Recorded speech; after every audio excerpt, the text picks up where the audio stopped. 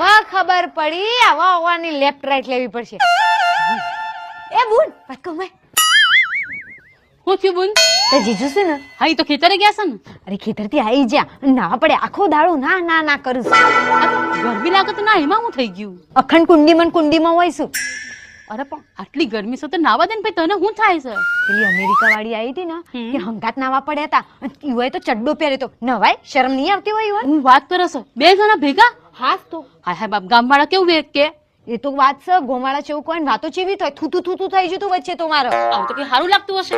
અને પણ મારું એક કામ કરવું પડશે પ્લીઝ મારું એક કામ કરવું પડશે તું એ હંગાત નાવા પડ ને એવી વાતો કરે છે.